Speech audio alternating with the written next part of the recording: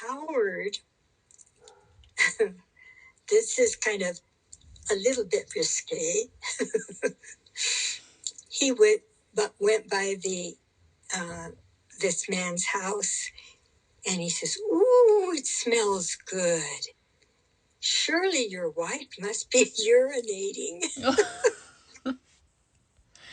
Oh, no. because to say you're baking is horneado. And to say you're urinating is orinado. His love has no limit. His grace has no measure. His power has no boundary known unto man. For out of his infinite riches in Jesus, he giveth and giveth and giveth again. You're listening to Singing Their Song. Hi, I'm Maxine. And I'm Rebecca. We're glad you joined us. So, I was thinking today, what do you think about a language episode? And you could teach me a little Ayore, and we could talk about some language mishaps that I remember hearing about. Okay. That sound okay? Right. Well, what's a really important phrase to know in Ayore? We can start there. I have a spoken Ayore course that people could memorize phrases. Okay. And the first lesson is how to greet. Okay. And so if someone comes to your house, you say, the person that comes says, "Keyibagiwa." Keyibagiwa. Ayure is very tonal. Like you can't just say "Keyibagiwa." You can't just. It has to go "Keyibagiwa." Okay. And that shows that you're announcing. So the tone in Ayore has to do with whether you're questioning or you're announcing or calling. Okay. And it goes up in tone for calling, down in tone for questions. So if I said "Keyibagiwa," that's like, why are you here? No, oh. you wouldn't say that, because what you're saying is, "I have arrived." Oh, well. You wouldn't ask somebody, okay, "Have I arrived?" So this is what we say when we come to somebody else's house. This is when the person come up to my window, and they would say, "Keyibagiwa." Okay. I've come to you. Okay. Is what that phrase actually says. I've come to you. Mm-hmm. Okay. And then I answer back, "Hey, Ania." Hey, Ania. And that means, "Hey, Ania." Hey, Ania. Ani. It's an R, but it's nasalized. Oh. I. So, "Hey, Ania." Hey, Ania. Correct. Okay. That's Hey, kind of... And that is that's a question. And you notice it went down in tone. Mm-hmm. And so that what you are saying is, "Have you arrived?" And then the person answers, "Uh-huh.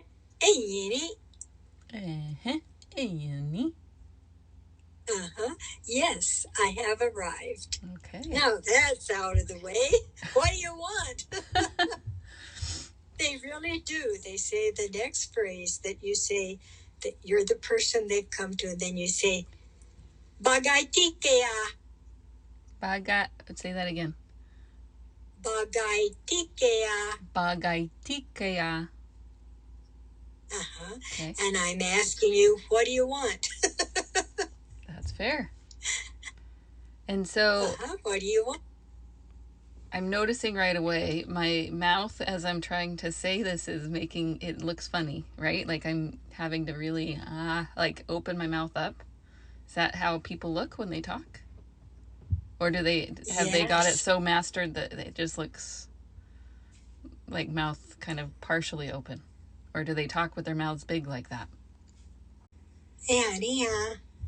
Well, uh, certain vowels like ah is a Yeah. vowel Mm-hmm. that you use the ah for both calling and announcing, and ah also for question, but you go down in tone for question and up in tone for announcing. Mm-hmm. So ah, that's why your mouth is open Okay. wide. You can't say ah With your without your mouth open. aw. Yeah. It So becomes more that's why challenging. you felt like your mouth is open. Okay. Interesting. Mhm. Okay. So let's try that again. Okay. Okay. Um, I I'm I gonna come to you. I'm gonna come to you this time. Okay, but I forgot what I say. But I'll clue you Okay, in. okay. Keibagiwa, and then you say ea Ringa. eh eyini. Yes, I have arrived. And then you say bagaitikeya. Bagaitikeya. Uh-huh. What have you come for? Okay. And then you get down to brass tacks and you tell them whatever is in the dialogue. Yeah, whatever it What is to they have. talk about. Okay. Mhm. So Ha- that's the greeting thing. okay. Hmm. If you just bump into somebody on the street, how would you greet them there? You just don't say anything, No. or you say that you don't greet in that sense. Okay. Yeah, you Just don't. You just like there's no streets there in Tobite. In their villages, there's no streets.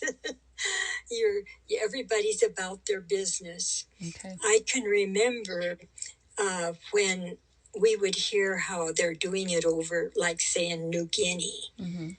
and we would think, oh, that was a good way to get language, because everybody's trying to get language at the very beginning of your work with a people. Mm-hmm. And it doesn't always work the same way between tribes. Like it said that they would go and sit with the people and they were picking up a lot of information. Well, if you go, you're in their way. Ayoreos don't like you to come and sit with them. Okay. And so they look at you like, what's with you? We don't, they could come up and sit at my house forever, but I couldn't go down there and sit forever because camp, they're busy, Okay. It's just not and they part don't pay attention. their culture They isn't to don't like pay stop and attention. have a chat. It's get on with it. And that we were a novelty because we never were too busy for them. Mm-hmm. Because we were there for them, Mm-hmm. but they weren't there for us. That makes sense. Yeah, it kind of reminds me of the German culture a little bit. Like I remember when we moved there, here in the US, it's not uncommon to like have a conversation with the person who's ringing up your groceries or with, just whoever. And I Yeah. remember there, I was in a checkout line once and the lady's doing her thing and ringing up my groceries. And I start asking her how she is and how her day is going. And she just looked at me like, that's bizarre. Why do you want to know that? I mean, it was just this look of like, what is the matter with you? I don't know you. We So don't know why each are other. you Or I would be, there was one time I was on a running trail and I noticed there was the same two people that I would pass almost every day. And so I thought, well, I'm going to just say hi, this one day. And I, greeted and said hello and waved and they crossed to the other side. And they went, oh, who's this weirdo trying to have a conversation? So it's kind of the same where it's like, if we don't know each other, if we don't have business, then why are you Yeah, Why are you yeah, engaging in this? they're busy cooking. They're busy, and then the women get in a circle when they're weaving, and they talk while they're weaving. Okay. But you can't go sit with them because you're not weaving. Oh. You know, they're all at work while they're talking.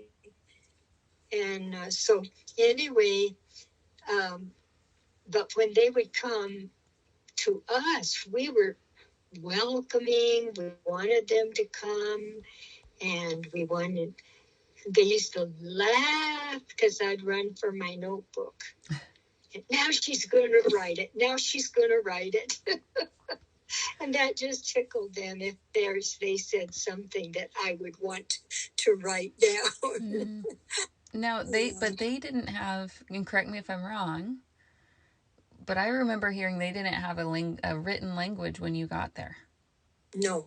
So did you just write it in like English phonetics? Well, by the time we got there, Jean Dye Johnson had done an initial breakdown of its alphabet and the primary things of the language. So we did have that advantage. When we came in, she had taught us the alphabet that she had discovered, and we had those things we could write it. Okay. Mm-hmm. Was it a similar alphabet? We her determination, which was a really good one, is to write it as near Spanish as possible, since the language they would be going into, their second language, would be Spanish. So it doesn't have all of the letters of Spanish alphabet, and it has a few of their own that are unique, that are not in the Spanish alphabet. So, for instance, I'm saying English for your benefit. We have variation of M, which is J, M.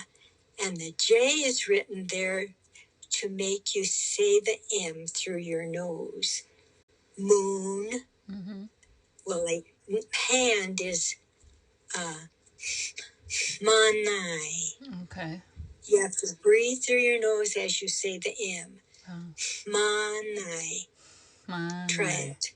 Manai. Manai. Okay. Manai. And then we have N, and we have JN, which is na, na. Same kind of thing. Through You breathe. breath. Okay. Breath with your N. You have the plain N, like nakari, but then you have ni is a man. Na. And you have to make that special breath. We have R, but it's disappearing from the language. Is it? There are certain groups of Ayore who do not have an R in their language. And we have NG, like G and NG. NG is like nga. Nga. Nga. Okay. So you were helping with a lot with translation of the Bible, right? Into their language. But if they hadn't had much, how did that go? Did you just translate it, I guess, verbally first and then written? Did you have to teach them to read? They did not read, no. Anything that had to do with study and paper, they did not consider work.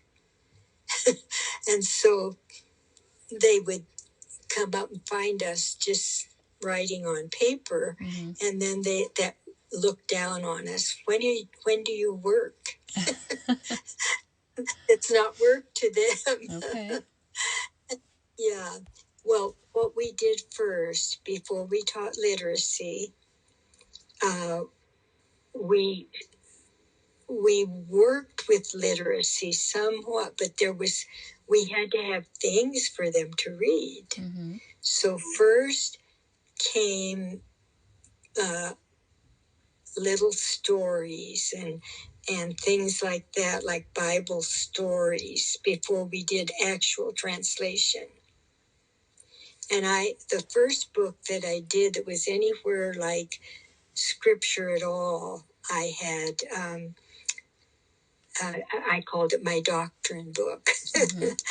And it had select verses. Okay. Just select verses, but they were actually, and then I worked on translation of them. And what I did when I translate is I gave it my try. I might have 3 tries at a verse, mm-hmm.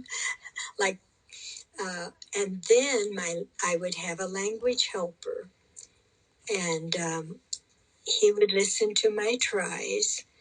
I would also diagram things that on a piece of paper. I would show him, let's say this is the sun, and let's say this is that the sun is shining in this, and we feel it. It's warm, and I mm-hmm. diagram and talk and give ideas of things, and then when he caught on, then and start talking, I would write it down, and then he'd say, "Read your verse again. Read what you got." No, that's not how we say it. That's not how we say it.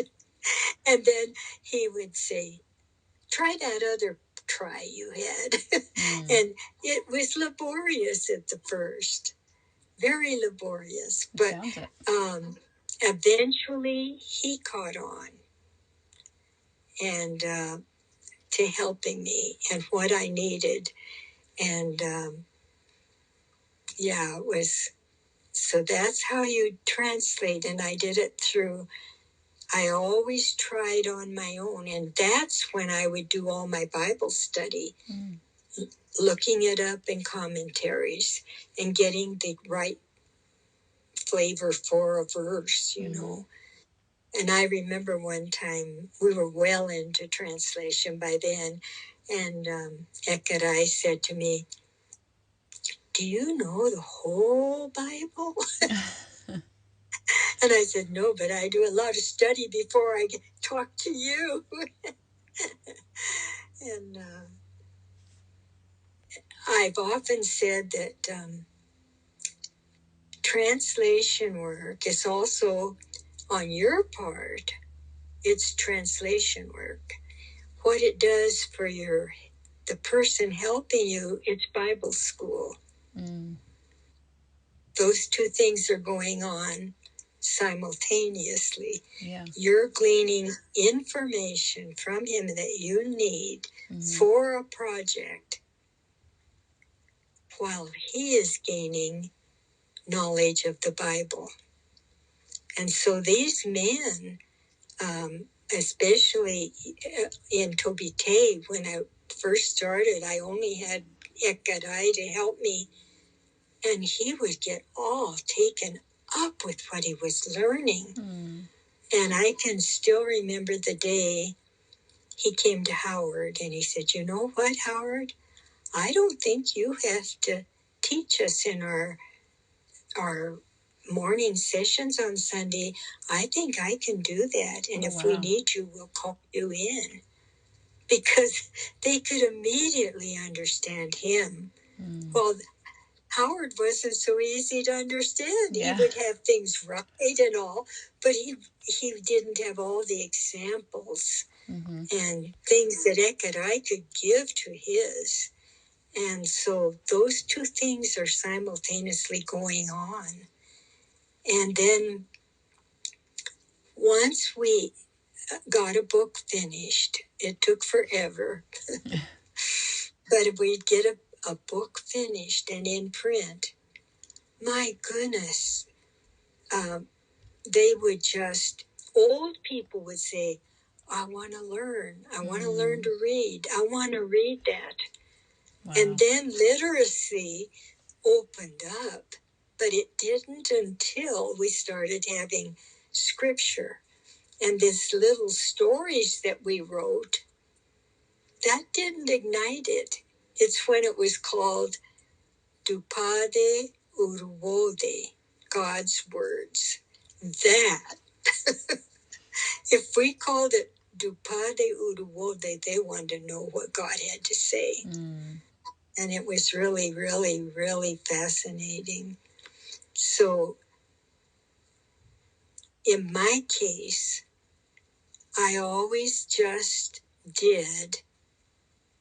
I kept the translation going, but I also worked on creating my primers for teaching reading. And I couldn't do all of it, so I taught how to teach to the other missionaries, and they took over literacy from me. But it just how the Holy Spirit just put the thirst in them to learn. And that and oh my, the word of God is still to them their principal reading. They're not that interested in other things but God's word. Well, Really I mean, they big are like a straightforward kind of society, and so I could imagine that all these other stories are just, you know, they don't, if, like, why bother with it, right? That's kind of their culture, is why bother with things that aren't pertinent, right? Yeah. So that's really cool. Now I know, though, having lived in another country and trying to learn another language while living there, that accidents happen. Sometimes we say things we didn't realize we were saying, or So, did that happen to you? Did you have any of those moments where you went, "Whoops, that's not what I meant to say"? With the Ayore, not so much. Okay. But with and I may have made a lot that they didn't tell me. There's always those too.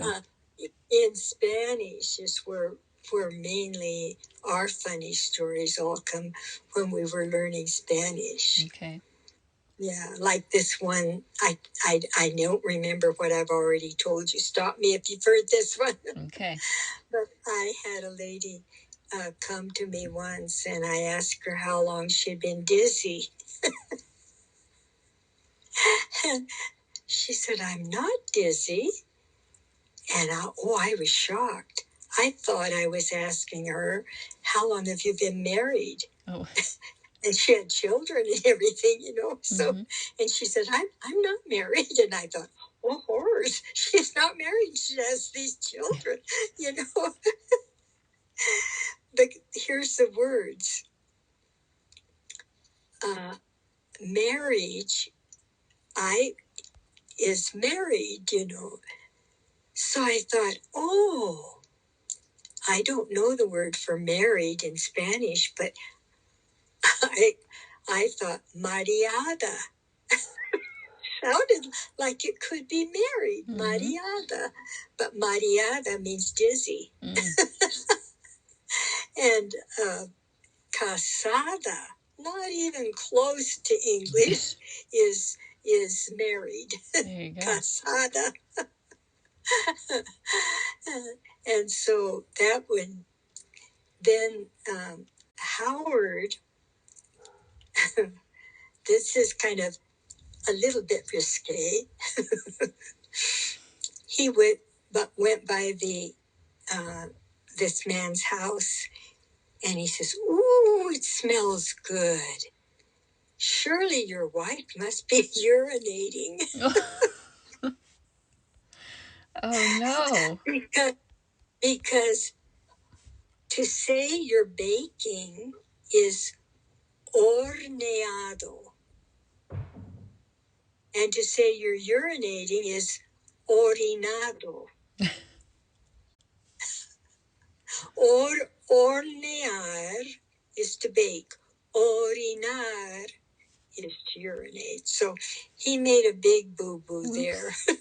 Unfortunately, the man laughed and laughed and laughed. So, yeah. Those silly Americans, you know? These silly Americans trying our language, but I'm trying to think of some I might have done. Well, I remember, and I don't know if it was in Spanish or in Ayore, the difference between look and don't look. Oh, yes. Yes, yeah. We bathed in the river. Mm-hmm. And so we didn't know, we were new. We had just come to Tobite. We didn't know that when the missionaries bathed, they kept their slips on, or they kept, they cover, or even a dress on, and then they wash up under it. And not us. Here, Helen and I took it all off. And we were frolicking in the water. And these little kids, wide-eyed, are looking down at us. And so we had learned to say, look, and it's ahire. But if you say, command them to look, you say kahire. And if you say, don't look, you say kahire. So kahire is look. Ka'ahire is don't look. Very close. So Helen kept yelling at him, look at us, look at us, instead of don't look at us, don't look at us. Oh, no. It was just however we emphasized the ka or didn't emphasize the ka. And in a moment of panic. In a moment of panic, she emphasized, which meant, look. Yeah, that was one. Yeah. Oh, man. That's good. So if somebody wanted to say, so they had their meeting, right? They showed up, they said, I'm here. And somebody said, yep, you're here, right? And they had this, and then they had their meeting. Do they have a way of parting? Is there like a goodbye? Is there a... They can say, ella nito. Ella nito. That means I'm going back. Okay. Ella nito. Ella nito. Mm-hmm. And that's why you go up in tone. See, you're doing really good. Well, genetics. Okay.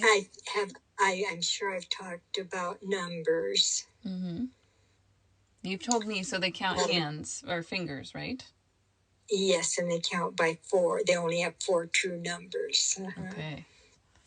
Yeah, so only 4 numbers. They would go 1, 2, 3, 4, one hand, right? Is that... It finishes my hand. Finishes my hand. 1, 2, 3, 4 finishes my hand. 1 on the other, 2 on the other, 3 on the other, 4 on the other. Finish my hands. Okay. So hand is 1. Hands is when it's 10. Mm-hmm. Okay. And I'm my mother's big toe. Yes. So they move on to toes next, right? They move on to toes. So what happens? Finish my foot. What happens if they reach past 20? Well, 20 is it finished me, it reaches you. 1 on your hand, 2 on your hand, 3 on your hand, and like that. And their units are not 5 tens. Their units are 20, 40, 60, like that. And then they would count people. It finishes so many people. Okay. So if you're doing math, you count by people. Yeah, and they don't go very far. I imagine you can't. There's only so many people that you can. But that's kind of like algebra, right? Is because you have to take the number of people and divide it by 5 there to get the real number of what you're trying to find, and right? There's like some pretty intensive math in there. Yeah, they've got their own system, but I know when they were learning money, that was really big. They had their own way of saying. Howard had to learn it to get how much is that? It's 2 500s and 1 400 and 3. They had their own way of explaining the money, and Howard would have to help them to. Now the people would say it this way, and they had a lot to learn, and we had a lot to learn. I'm sure you did. I mean, as you went, you were learning a lot, and I know there's like Ekarai was a big help in helping you learn. Yeah, he was my brother. What would you say is one of the bigger lessons that they taught you? They don't ever. I've learned to include myself if it's negative in any way, because if I point my finger at them, it's very offensive, even in words. Like when we sin, then we can't come close to God because He has no sin. I have to include myself, we, and if I can't say when you sin, you can't. I can't put it on them in any which way. That's extremely offensive to an IRA. Okay. You always include yourself if you're making a negative statement. And that would be really important to know. Oh yeah. With the work you're doing, because it could be then very easy to go in and really offend a lot of people. Oh yeah, they won't listen to you anymore. If you try to, you have sinned, or what you never confront. You never. The minute you confront, then you're picking a fight. If you confront. Okay. And that's definitely not what you want. No. No. You don't want to ever do that. That I had to learn the hard way too, because I didn't know that, and I remember one of our ladies that had been there longer than I. She says, "What in the world did you say to this lady?" She said that you had just cursed her to hell. Oh. And I said, "I cursed her to hell?" And she said, "Yeah, what'd you say?" And I said, "If you keep on sinning, God will send you to hell." She says, "You can't say that, Maxine." You have to say, if we keep on sinning, God will send us to hell. And that lady had gone back very offended and said I had cursed her to hell. Oh, man. Because I had said it about her, but I excluded myself. So did you go back to the woman and explain? I think the missionary did. Okay. I didn't have enough language to try to explain anything. I should probably not even have been talking about anything like that, because but I was too fervent in my job. Now and this is a wise decision. Now you have to pass a certain level of language before you can teach anything. And if you haven't reached that level, then they prefer you do not teach biblical things, because that kind of a thing like I did, you could do so easily without even knowing what you were doing wrong. Yeah. That's true. I feel like a lot of, mission work can kind of be that way, where it's sometimes that trial and error, and then you discover and, make things better for the next round. But, Yeah.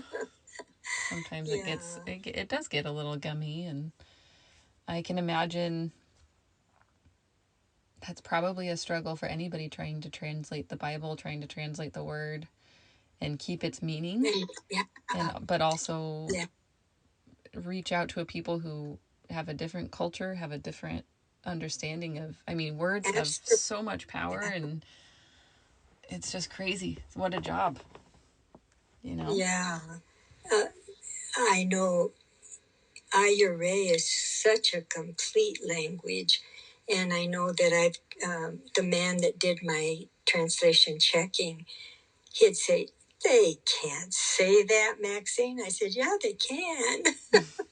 And we have a way kind and kindness.